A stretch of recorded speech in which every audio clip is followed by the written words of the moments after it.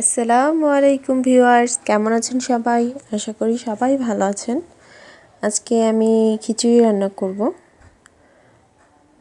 এটা সবজি খিচুড়ি রান্না করব।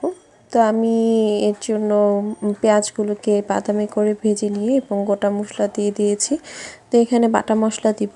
আমি দিয়ে দিচ্ছি আদা বাটা, রসুন বাটা ও সামান্য জিরা বাটা দিয়েছিলাম। তো আমি ভালো মতো কষিয়ে নেব মশলাগুলো দিয়ে।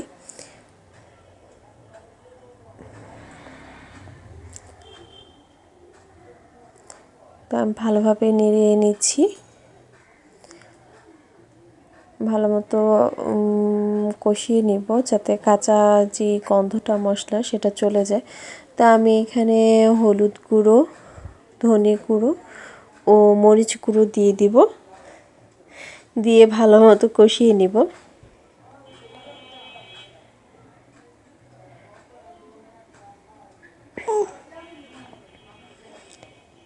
ঠান্ডা ঠান্ডা মৌসুমে সবজি খিচুড়ি খেতে খুবই ভালো লাগে। আর সাথে ছিল হাঁসের গোস্ত। সেই রেসিপিটি আপনাদের সাথে আলাদা শেয়ার করব, আপনারা আমার চ্যানেলে যেয়ে অবশ্যই দেখবেন। তো আমি এখানে 2টি শুকনো মরিচ দিয়ে দিয়েছিলাম।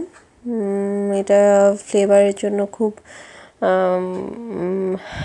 সাহায্য করবে, খুব ফ্লেভার আসবে, সেজন্য আমি 2টি শুকনো মরিচ দিয়ে দিয়েছি। তো আমি ভালো মতো কষিয়ে নিলাম মশলাগুলো।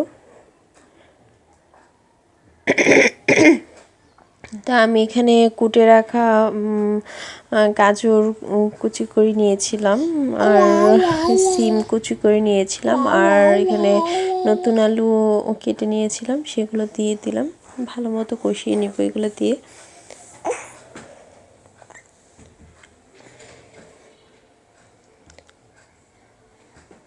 আমি এখানে চাল আর ডাল, যে পোলার চাল এবং মুগ ডাল, এগুলো ধুয়ে নিয়েছিলাম।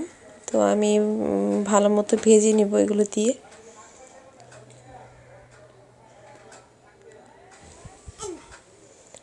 তো আমি ভালো মতো ভেজে নিয়েছি। এখন এতে আমি পানি দিয়ে দিব। আমি একটু পাতলা করে খিচুড়িটা রান্না করব। তা আমি এখানে পানি দিয়ে দিলাম। মোটামুটি একটু বেশি পানি দিয়েছি, যেহেতু আমি পাতলা খিচুড়ি রান্না করব, তাই আমার কাছে পাতলা খিচুড়িটা একটু ভালো লাগে। আর আমি এখানে কাঁচামরিচ দিয়ে দিয়েছিলাম।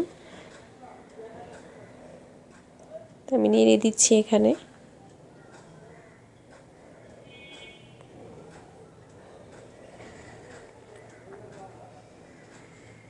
আমি সাথে 2টি জলপাই দিয়ে দিয়েছিলাম।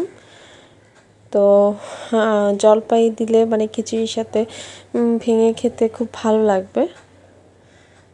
তো আমি 2টি জলপাই দিয়েছিলাম। ভিউয়ার্স, আমার ভিডিওটি যদি আপনাদের ভালো লাগে তাহলে অবশ্যই লাইক, কমেন্টস এবং আপনাদের বন্ধুদের সাথে শেয়ার করবেন।